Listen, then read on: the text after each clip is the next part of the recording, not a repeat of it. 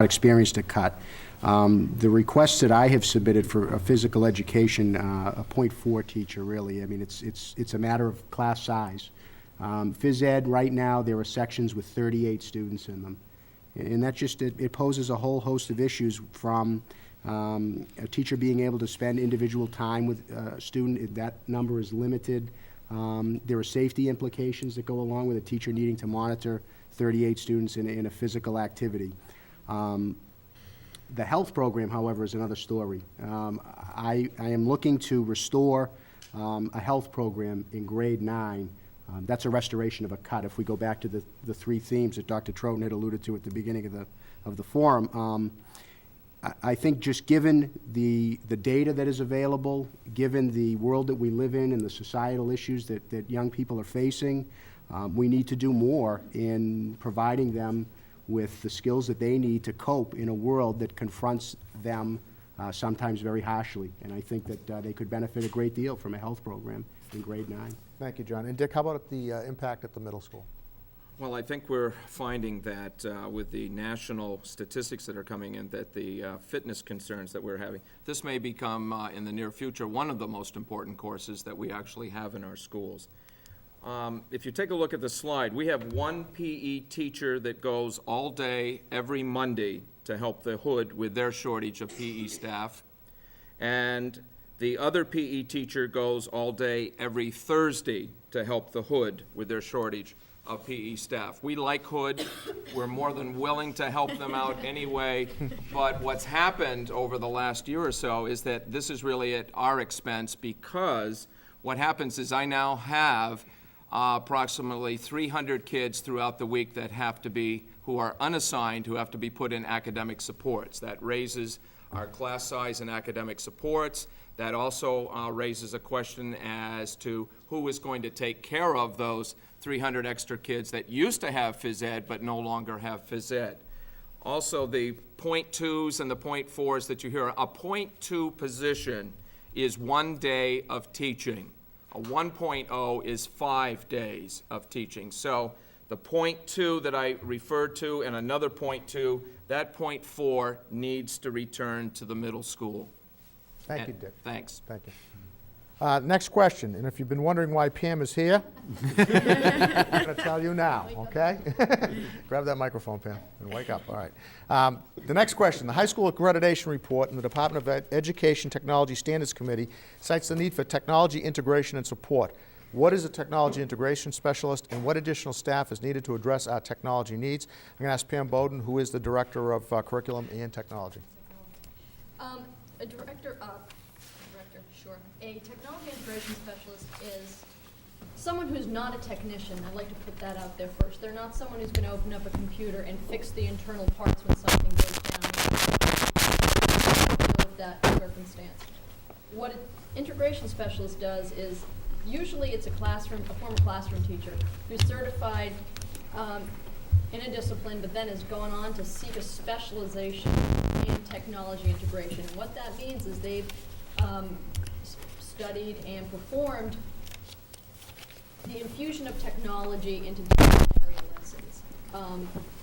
Teachers don't have a lot of time to take the technology that's available to them and integrate it into what they're already doing in the classroom. This specialist position provides the consultant and a hands-on person to come into the classroom and help them perform those tasks when they can't. They also are responsible for providing professional development to help teachers gain the skills that they do need to do it on their own. How many specialists do we need? Well, we need, according to the state standards, we need 1.0 to cover the faculty that we have at the middle and the high school. So we would be looking for a secondary integration specialist. We currently have an integration specialist who is primarily working with the 3 elementary schools. That's Ed Biggs. The state standard says that we need a 0.5 person for every 240 people, and the combined staffs of the middle school and high school would rise to 1.0. Really, it's an issue of compliance and competency. We have a responsibility to make sure, under the state frameworks and standards for technology, that the teachers are competent in areas of technology that we expect them to use in the classroom, so that they can translate that competency on to the students. And in terms of compliance, as I've noted, it's the state standards, but also the NEASC report cited specifically at the high school that staff was needed for leadership and integration purposes. Thank you, Pam. It was worth waiting for. It really was. 1 second, we might have a technical difficulty here. Are you all set? This one went dead? Is it okay now? Do you want to? Just bring this one up. Okay. We might have to switch the other microphones Take on this that one. last, just the last microphone? Have to do it again? Unclip the table. Is there a technology expert in the house? Could I,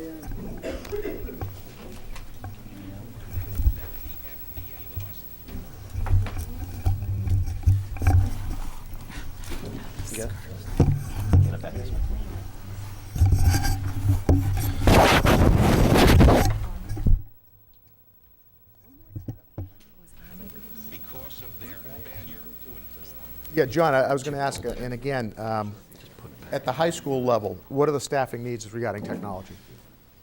Pam referenced the accreditation report, and certainly for the high school, it is a compliance issue as far as what NEASC has told us. I think it might be important just to take a moment to just quickly mention how these recommendations come about.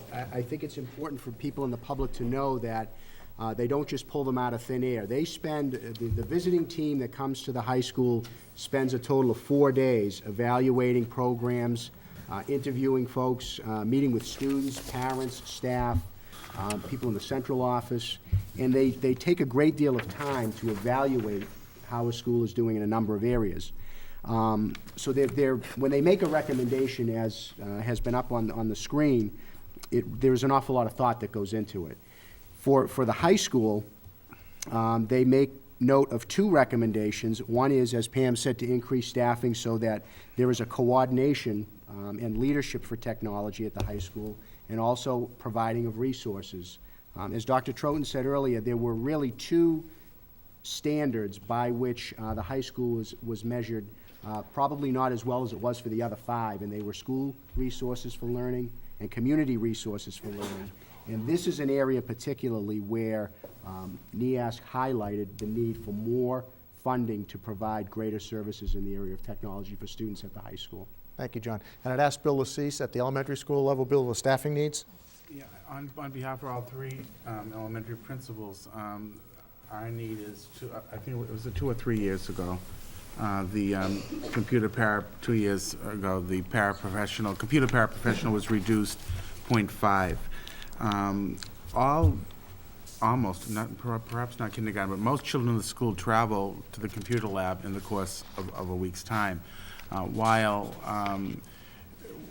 that does provide the opportunity for them to have their technology class, that person, we are very, very well served at the little school by the person who fills that role, the level of competency and knowledge.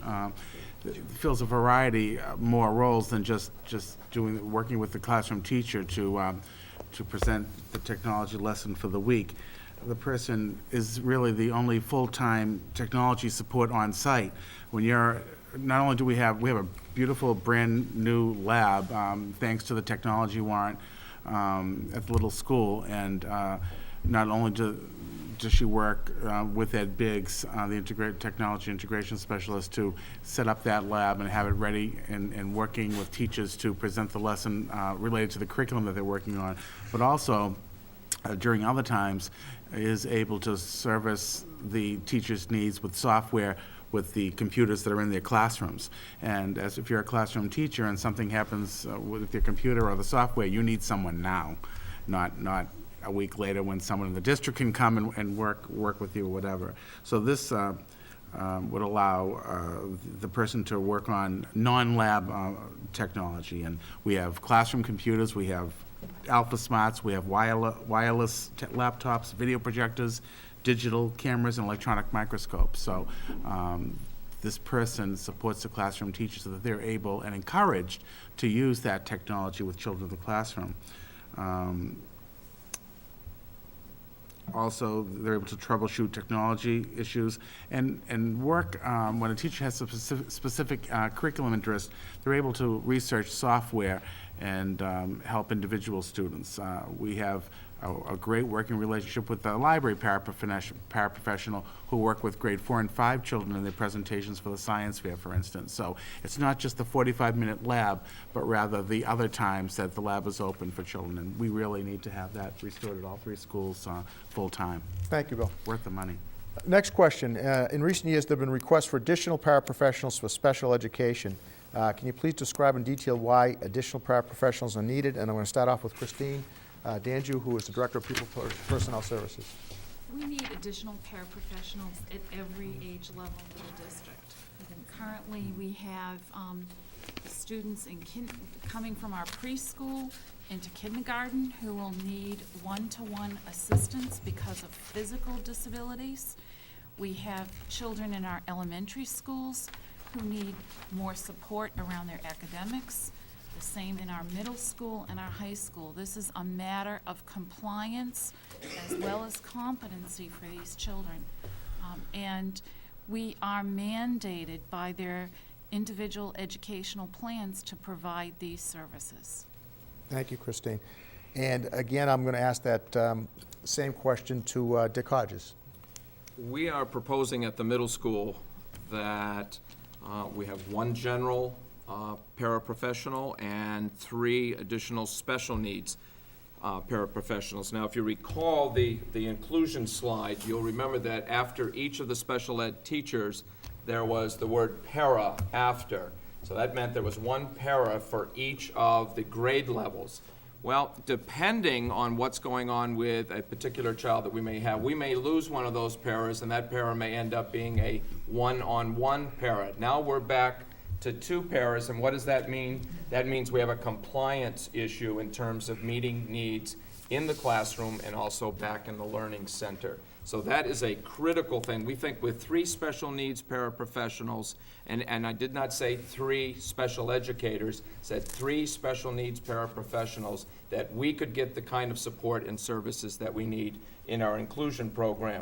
Now, the general paraprofessional slide, you'll take a look and you'll see these are some of the most invaluable people.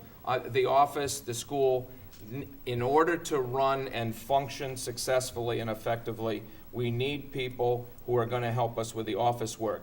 There's a huge savings on substitutes. Last year, we needed 3 subs, could not get 1.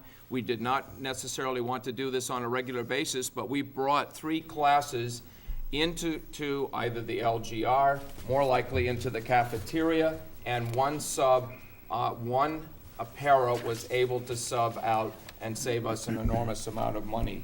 Scheduling, bus duty, lunch duty, and a multitude of emergencies. They're incredibly valuable people.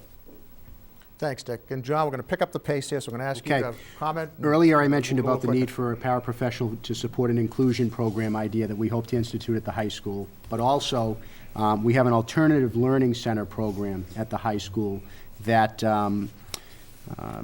basically it educates those students in a less than traditional setting. But it puts a great deal of burden on the teacher of that class because at any given time, she may be expected to prepare as many as 16 different lessons for the students that she services. So I'm requesting a paraprofessional to support her in the alternative learning program. Thanks, John. And Sean, if you could comment on the elementary school. Same issues. It's a matter of staffing, scheduling, and being able to support students appropriately in that least restrictive environment, which is their classroom. Thank you, Sean. Next question is, over the last few years, we have added, believe it or not, 22 modular classrooms to our schools, including an expanded cafeteria to the high school, but at the same time, we've decreased our custodial staff. What has been the impact on building maintenance? I'm going to ask Wayne Hardacre, who is the supervisor of building and grounds, to comment on that. Wayne? Thank you very much. It's nice to be here, and thanks for the invitation to come and say my piece. I feel as a facilities director, I'm the spokesman for the buildings because the buildings can't speak for themselves. I think I have 4 main responsibilities, and that's to keep our schools clean, safe, warm, and dry. If I can do that, and I take that very seriously, we are in the process of adding modular classrooms. Drive around, you can see them popping Everywhere. up everywhere. We are closing in on 20,000 square feet. Industry-wide, it average a cleaning is 25,000 to 30,000 square feet per custodian per day. So 20,000 square feet is approaching half a custodian. When I started here, believe it or not, which has been almost 5 years, we had 19 employees, 19 custodial staff.